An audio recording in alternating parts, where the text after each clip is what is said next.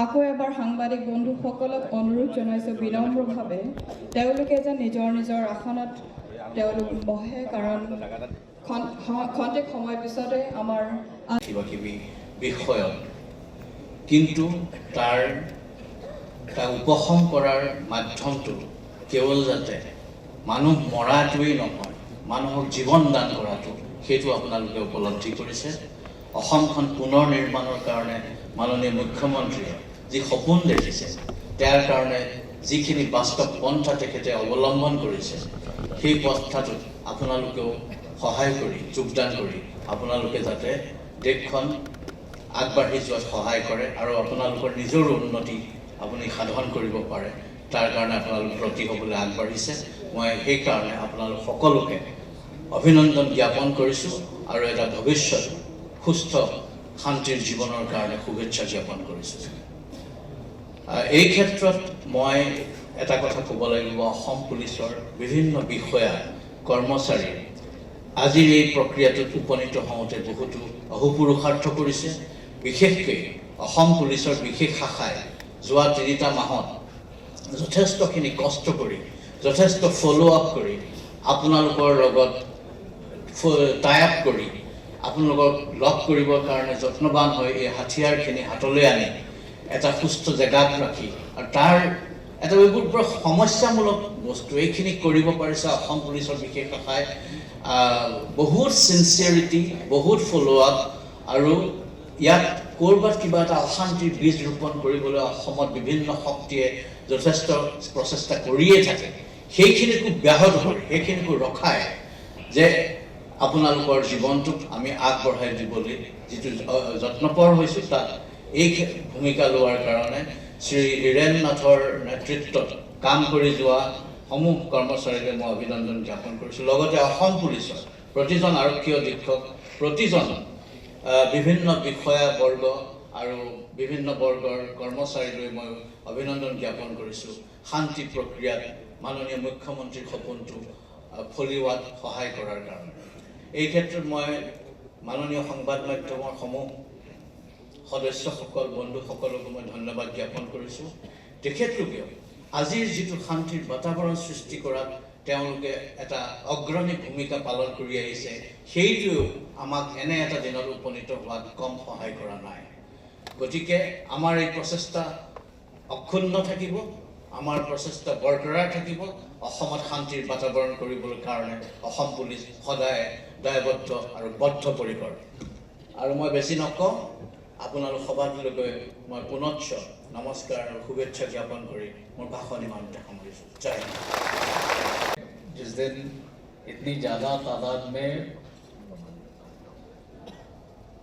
हमारे नौजवानों ने अपना हथियार समर्पण करने का निश्चय लिया है और साथ ही में शांति प्रक्रिया में शामिल होकर हमारी मुख्य धारा में शामिल होने का डिसीजन लिया है, मैं इन सभी नौजवान भाइयों को और उनके परिवारजनों को हार्दिक शुभकामना और इस डिसीजन के लिए मुबारकबाद देना चाहता हूँ।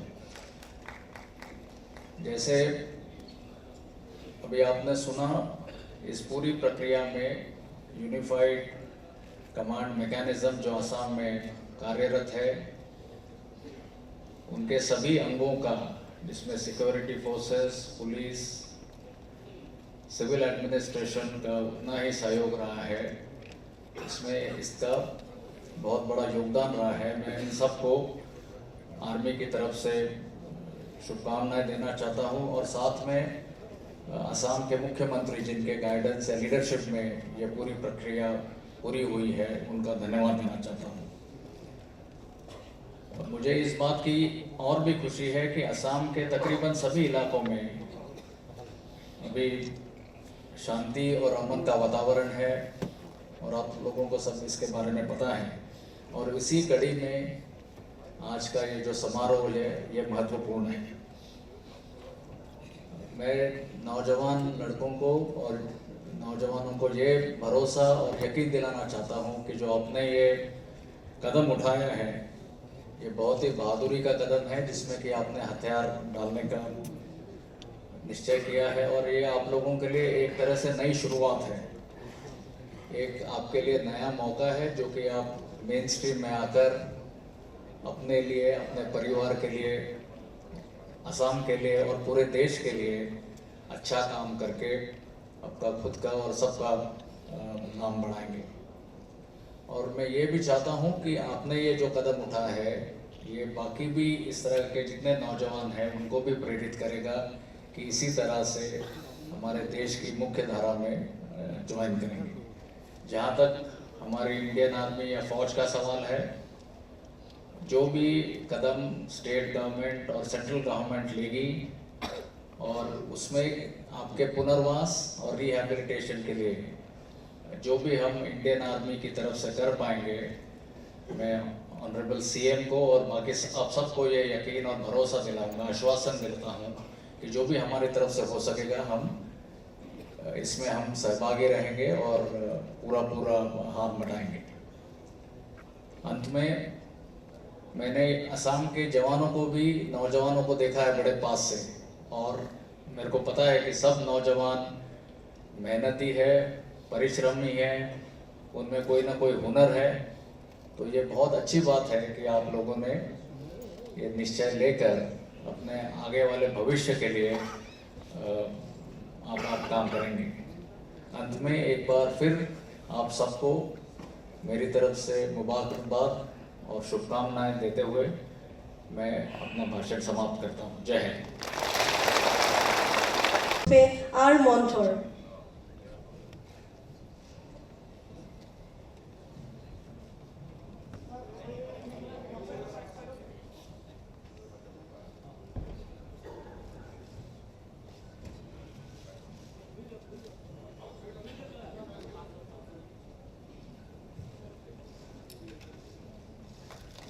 এয়া অস্ত্ৰ সম্বৰণ কৰিলে ইভাঞ্জেল নাৰ্জাৰী উৰ্ফে এনি ইছাৰা আৰু তেওঁৰ দেহৰক্ষী মুলিন ৰামচিয়াৰী উৰ্ফে আৰ মন্থৰ।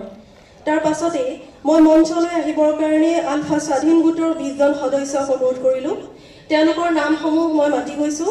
ক্ৰমান্বয়ে SS লেফটেনেণ্ট নিজান পেগু উৰ্ফে Justin Asom, SS second lieutenant Phanen Moran উৰ্ফে পবিত্ৰ, SS সার্জেন্ট বৃন্দাবন মরান উর্ফে বরুণ অসম উর্ফে বিপুল, SS CPL মঞ্জিত মরান উর্ফে বসন্ত অসম উর্ফে মাজিদ, SS CPL ধনেশ্বৰ মৰাণ উৰ্ফে সঞ্জয় অসম উৰ্ফে টুটু, SS CPL লভিত গোহাঁই উৰ্ফে উৎপল অসম উৰ্ফে লেপা, SS CPL সঞ্জিত মৰাণ উৰ্ফে শেখৰজ্যোতি অসম,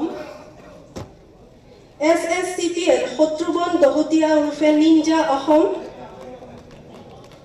PTE চন্দ্ৰকান্ত বুঢ়াগোহাঁই উৰ্ফে টিপং অসম, SS LC নিবিৰ উমেশ মৰাণ উৰ্ফে লহৰ অসম, SS কৰ্পোৰেল মিণ্টু মৰাণ উৰ্ফে আলোক অসম,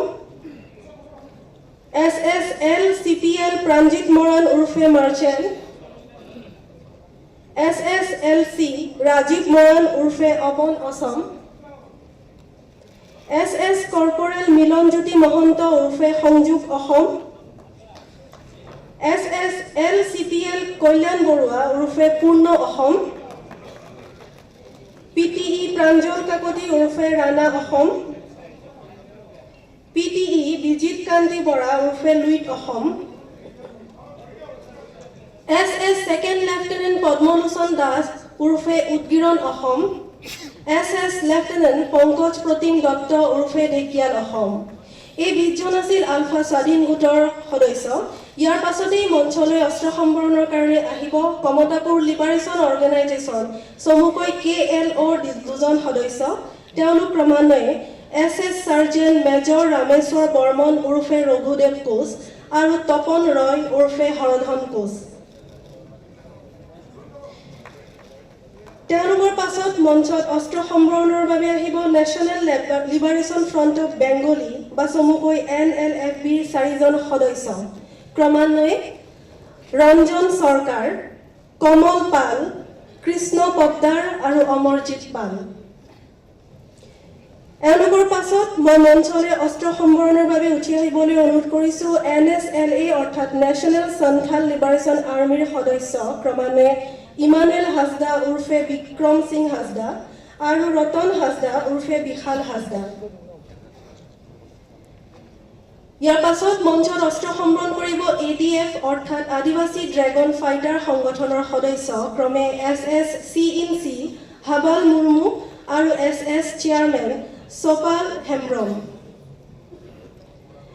সবাৰে শেষত মই মঞ্চত অস্ত্ৰ সম্বৰণৰ বাবে অনুৰোধ কৰিলোঁ ৰাভা নেশ্যনেল লিবাৰেশ্যন ফ্ৰণ্ট চমুকৈ RNLF-ৰ কমাণ্ডাৰ চিলাৰাম ৰাভা।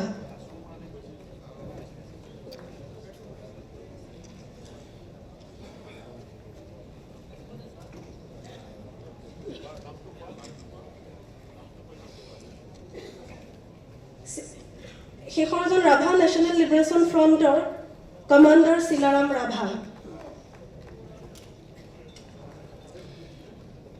এয়া আপোনালোকে দেখিছে মঞ্চত আজি সভাখনৰ মুখ্য অতিথিৰ সন্মুখত আনুষ্ঠানিকভাৱে অস্ত্ৰ সম্বৰণ কৰিছে বিগত বৰ্ষকেইটাত অসমৰ বিভিন্ন প্ৰান্তত প্ৰত্যক্ষ বিপ্লৱৰ সৈতে জড়িত থকা উগ্ৰপন্থী সংগঠনৰ সদস্যসকলে। সশস্ত্ৰ বিপ্লৱ আৰু সংঘৰ্ষৰ পথ পৰিহাৰ কৰি শান্তিৰ অমুক পথক সৰ্বগত কৰি এক অৰ্থবহ জীৱনশৈলীৰে সমসাময়িক সমাজৰ সৈতে লীন যাবৰ কাৰণে সাজু হৈছে এই উগ্ৰপন্থী সদস্যসকল।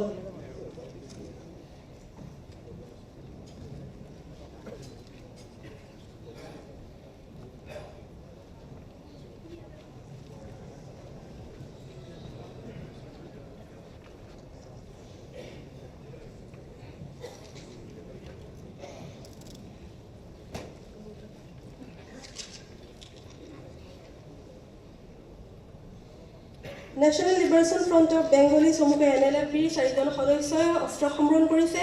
তেওঁলোক ক্ৰমান্বয়ে ৰঞ্জন চৰকাৰ, কমল পাল, কৃষ্ণ পদ্দাৰ আৰু অমৰজিৎ পাল। আদিবাসী ড্ৰেগন ফাইটাৰ সংগঠনৰ সদস্য ক্ৰমে SS CNC হাবাল মুৰ্মু আৰু SS চেয়াৰমেন সোপাল হেমব্ৰম।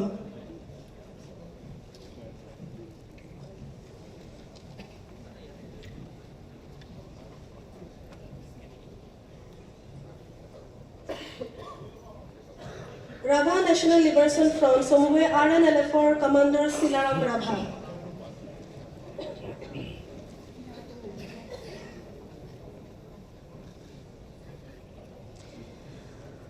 আনুষ্ঠানিক অস্ত্ৰ সম্বৰণৰ কাৰ্যসূচী ইমানতে অন্ত পৰিল। এইবাৰ মই আজি সভাখনিৰ মুখ্য অতিথি অসমৰ মাননীয় মুখ্যমন্ত্ৰী মহোদয় শ্ৰী সৰ্বানন্দ সোণোৱাল দেৱক তেখেত মই উপস্থিত থাকি মই উপলব্ধি কৰিছোঁ যে 2016 যেতিয়া অসমৰ বৰাক ব্ৰহ্মপুত্ৰ পাহাৰ ভৈয়ামৰ ৰাইজে BJP নেতৃত্বাধীন মিত্ৰজোঁট চৰকাৰখনক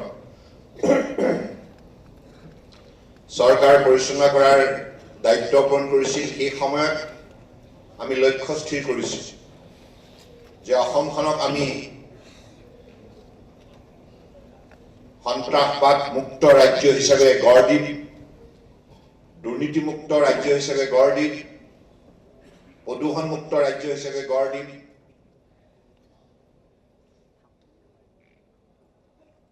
আৰু বিদেশীমুক্ত ৰাজ্য হিচাপে গঢ় দিম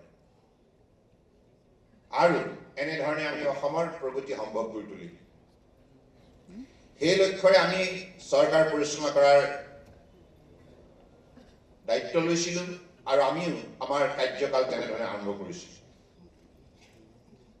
আজি মই অত্যন্ত আনন্দিত যে অসমৰ জনগণে চৰকাৰৰ এই আহ্বানৰ প্ৰতি সঁহাৰি জনায়।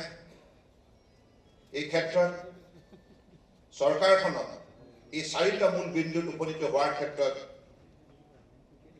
আন্তৰিকতাই সহযোগিতা আগবঢ়াই আহিছে আৰু আজি এই অনুষ্ঠানত ULFA independent NDFB SNLFB RNLF KLO NSLA ADF আৰু CPI মাউচ 644 জন সদস্যই উগ্ৰপন্থা এৰি মূল সুঁতিলৈ উভতি আহিছে। মই আপোনালোক সকলোকে আন্তৰিকতাৰে স্বাগতম জনাইছোঁ। আমি সকলোৱে মিলি অসমখন ভাৰতবৰ্ষৰ বুকুত অন্যতম শক্তিশালী উন্নত ৰাজ্য হিচাপে প্ৰতিষ্ঠা কৰিব লাগিব। আৰু এই লক্ষ্যত উপনীত হ'ব লগা হ'লে অসমৰ বৰাক ব্ৰহ্মপুত্ৰ পাহাৰ ভৈয়ামত থকা 3,30,00,000 লোকে সকলো জাতি জনগোষ্ঠী ভাষা ভাষী ধৰণৰ লোকে ঐক্যবদ্ধ প্ৰচেষ্টাৰে মিলাপ্ৰীতিৰে আন্তৰিকতাৰে কঠোৰ পৰিশ্ৰমৰ সাধনাৰ যোগেদি আমাৰ লক্ষ্যত আমি উপনীত হ'ব লাগিব। আমি ভাৰতবৰ্ষৰ 130 কোটি জনগণৰ মাজত এই কথা প্ৰতিষ্ঠা কৰিব লাগিব, প্ৰমাণ কৰিব লাগিব যে আমি সৰ্বত্ৰ প্ৰকাৰে শক্তিশালী।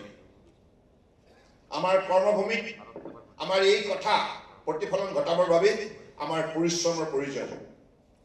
গতিকে সেই পৰিশ্ৰম কৰাৰ বাবে আপোনালোকে ঐক্যবদ্ধভাৱে সমাজ নিৰ্মাণ কৰাৰ স্বাৰ্থত যেনেধৰণে মূল সুঁতিলৈ উভতি আহিছে, এই কথাটোৱে লক্ষ লক্ষ শান্তিপ্ৰিয় জনতাক মনত অত্যন্ত আনন্দিত কৰিছে।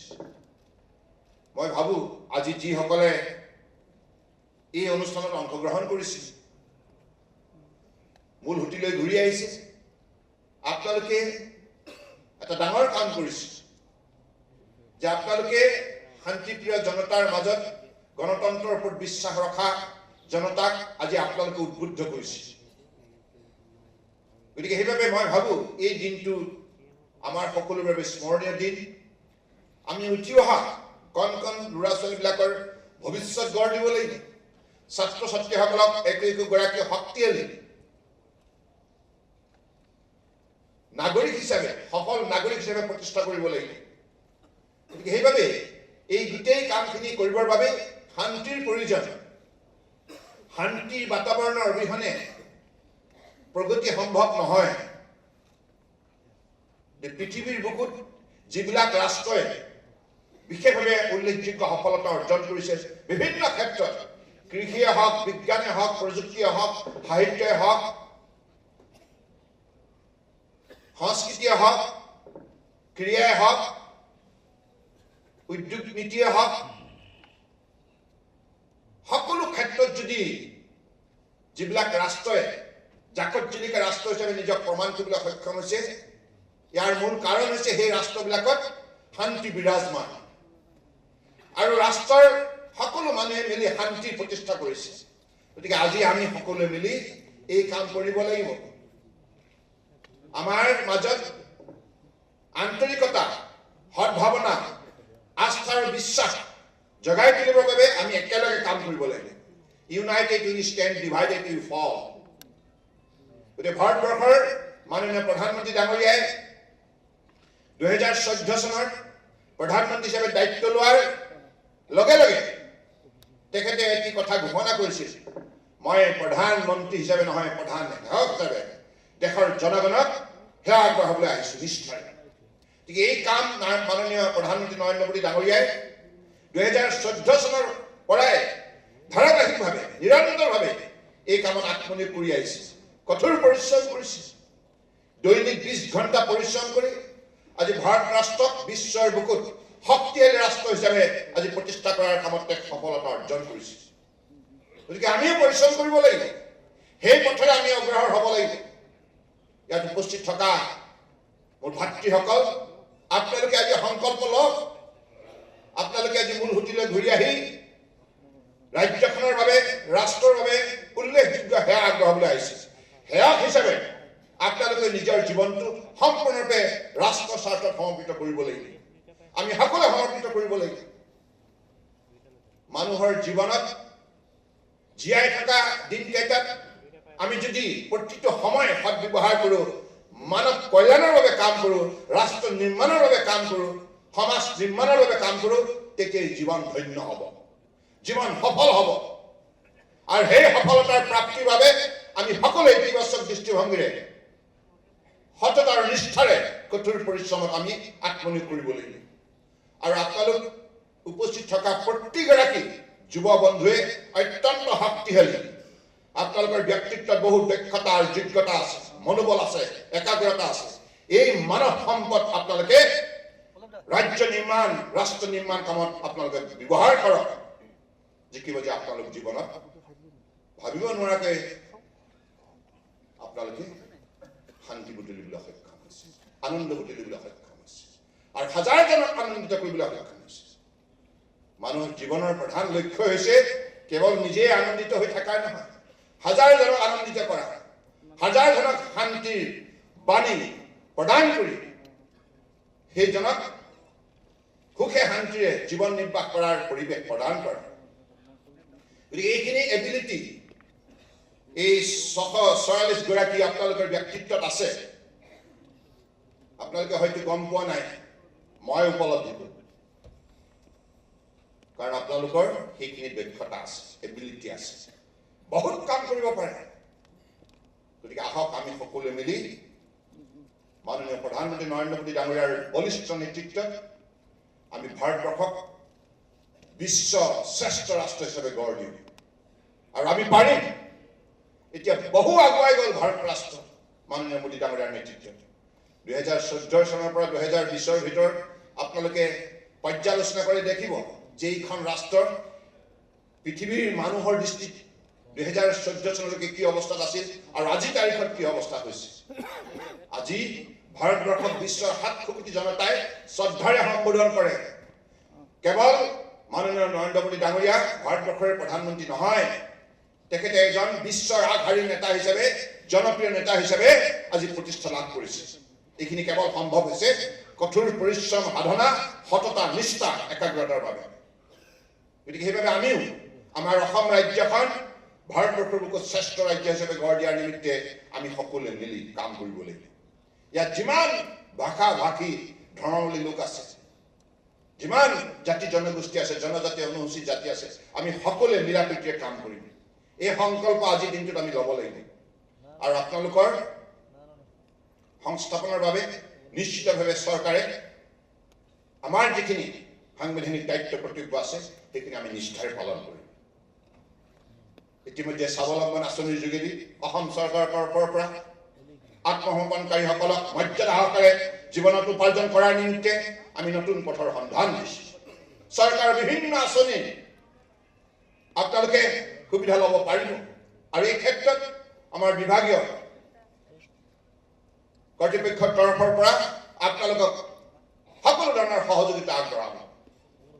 গতিকে আপোনালোকে আজিৰ পৰা এই পৰিয়ালটোৰ অবিচ্ছেদ্য অংগ হিচাপে আগন্তুক দিনত আপোনালোকৰ জীৱন গঢ়াৰ নিমিত্তে সকলো ধৰণৰ সাংবিধানিক সা সুবিধা লাভ কৰিবলৈ আপোনালোকে সক্ষম হ'ব। কিন্তু সদায় মনত ৰাখিব, য'তেই আপুনি থাকে ত'তেই আপোনালোকে শান্তিৰ পৰিৱেশ নিৰ্মাণ কৰাৰ বাবে আপোনালোকে উদ্যোগ ল'ব লাগিব। কাৰণ আমি উঠি অহা ছাত্ৰ ছাত্ৰীসকলৰ বাবে এটা সুস্থ সবল অসমৰ বুকুত শৈক্ষিক পৰিৱেশ নিৰ্মাণ কৰিব লাগিব।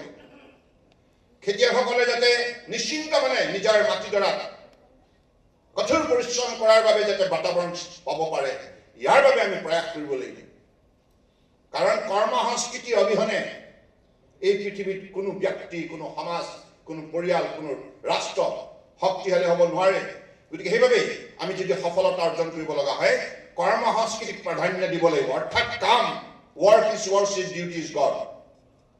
গতিকে সেই কঠোৰ পৰিশ্ৰমৰ দ্বাৰা আজি আমি আগবাঢ়ি যাবৰ বাবে সংকল্প ল'ব লাগিব। মই ভাবোঁ যে আমাৰ অসম চৰকাৰৰ তৰফৰ পৰা বিশেষকৈ স্পেচিয়েল ব্ৰাঞ্চ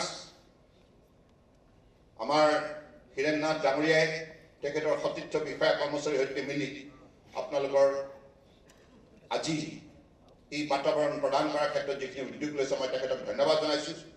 ডিজিপি মহন্ত ডাঙৰীয়া আছে, তেখেতৰ নেতৃত্বত আৰক্ষী বাহিনী আগন্তুক দিনত আপোনালোকৰ প্ৰতি সকলো সময়তে সহানুভূতিৰ দৃষ্টিভংগীৰে কাম কৰি যাব। আৰু অসমৰ মুখ্য সচিব আছে, সাধাৰণ প্ৰশাসনৰ তৰফৰ পৰাও চৰকাৰৰ কেন্দ্ৰীয় ৰাজ্য চৰকাৰৰ যিমান আঁচনি আছে এই আঁচনি যাতে আপোনালোকে উচিতভাৱে ইয়াৰ পৰা লাভান্বিত হ'ব পাৰে, ইয়াৰ প্ৰতি বিশেষ দায়িত্ব পালন কৰিব। কিন্তু মই আকৌ আপোনালোকক আহ্বান জনাইছোঁ, আগন্তুক দিনত আপোনালোকে য'তেই থাকে ত'তেই মানুহে যাতে আপোনালোকৰ কথা কয়, আপোনালোকে শান্তিৰ বাতাবৰণ তাত সৃষ্টি কৰিব। এক্সাম্পলাৰী পিচ এণ্ড প্ৰস্পাৰিটিৰ বাবে আপোনালোকে কাম কৰিব। কাৰণ মানুহে আপোনালোকক লৈ যদি আগন্তুক দিনত এই ক্ষেত্ৰত গুণানুকীৰ্তন কৰে, মই অত্যন্ত আনন্দিত হ'ম। কাৰণ আমাৰ লক্ষ্য হৈছে শান্তি, সম্প্ৰীতি আৰু প্ৰগতি। গতিকে অসমত সন্ত্ৰাসবাদমুক্ত অসম নিৰ্মাণ কৰাৰ ক্ষেত্ৰত আপোনালোকে যিখিনি চৰকাৰক সহযোগিতা আগবঢ়াইছে, অসমৰ বৃহত্তৰ সমাজখনৰ বাবে যিখিনি আপোনালোকে আন্তৰিকতাৰে সহযোগিতা আগবঢ়াইছে, তাৰ বাবে আপোনালোক সকলোৱে ধন্যবাদৰ পাত্ৰ। আৰু মই যিসকলে এতিয়া আছে বাহিৰত, তেখেতসকলকো মই আহ্বান জনাইছোঁ, আহক আমি সকলোৱে মিলি এইখন অসম সমৃদ্ধিশালী অসম হিচাপে ভাৰতবৰ্ষৰ বুকুত বিশ্ব বুকুত গঢ় দিওঁ।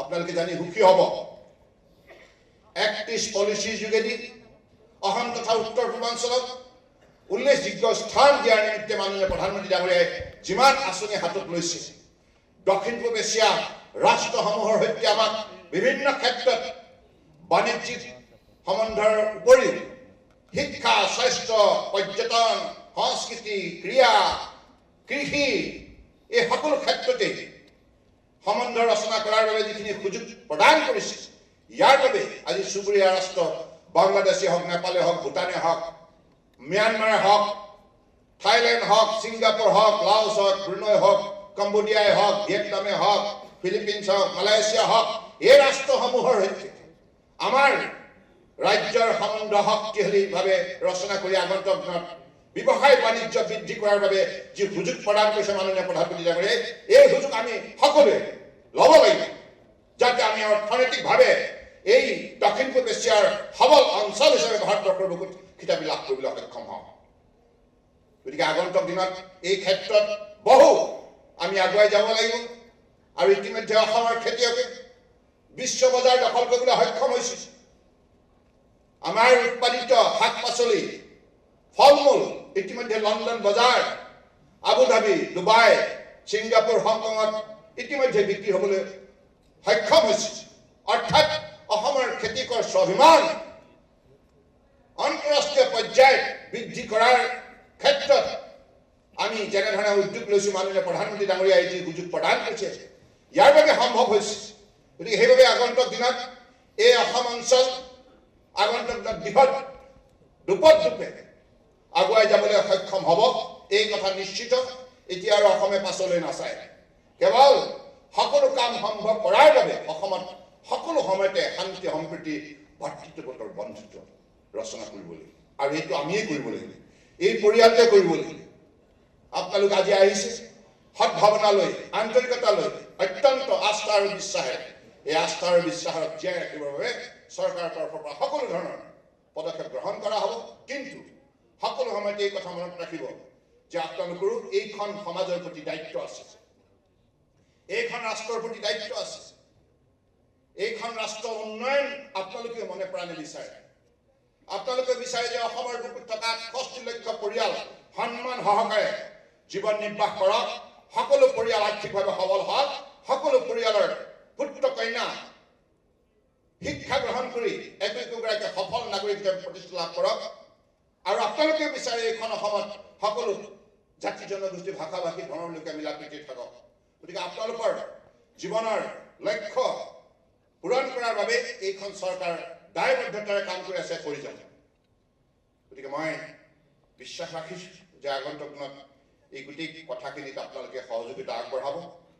গতিকে আপোনালোকে আজি মূল সুঁতিলৈ, ৰাষ্ট্ৰৰ মূল সুঁতিলৈ ঘূৰি অহাৰ বাবে মই পুনৰবাৰ অন্তৰৰ পৰা স্বাগতম জনাইছোঁ।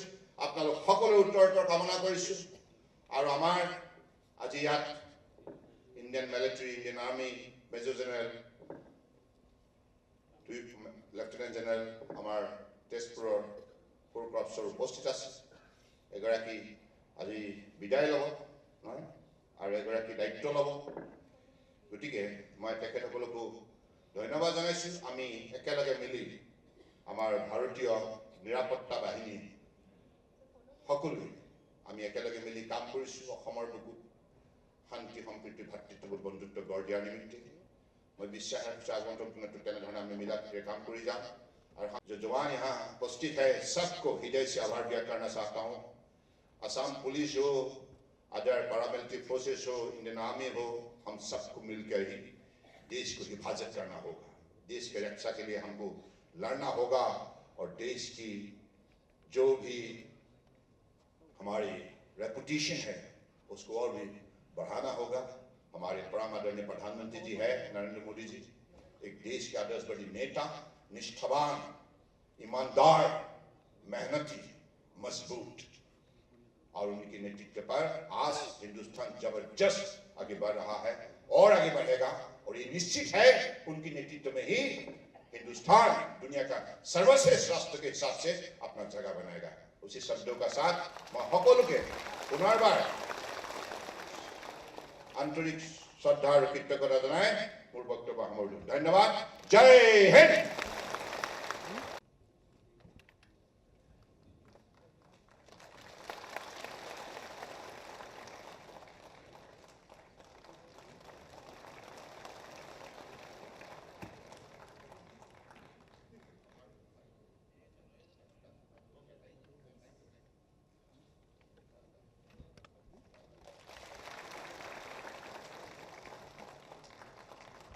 ধন্যবাদ। ইতিমধ্যে আজি সভাখনিৰ শেষ। So viewers, in a history move today, nearly 644 insurgent cadres from Assam surrendered before Assam government in presence of CM Sarbananda Sonowal and other top officials of the state government, including Chief Secretary Kumar Sanjay Krishna and Additional Chief Secretary of Home Department Jishnu Kumar Barua. I would like to inform my viewers that all these 644 cadres from military cadres from Assam belongs to United Liberation Front of Assam, Independent, NDFB, KLO, CPIM, Maoist, NSLA, ADF, and NLFB. I would like to inform our viewers that over 1,000 live ammunitions, including 300 weapons, were surrendered before the state government in this historic day today, here held at the GMC's auditorium in Guwahati. CM Sonowal addressing this major arms laying day ceremony held here said that he appealed to other groups that had been in some parts of the country, other parts of the country, to come for a peace process and so that we can lead this the state for a new development stage. With video journalist Mukut, this is Sandeep reporting for East Mojo.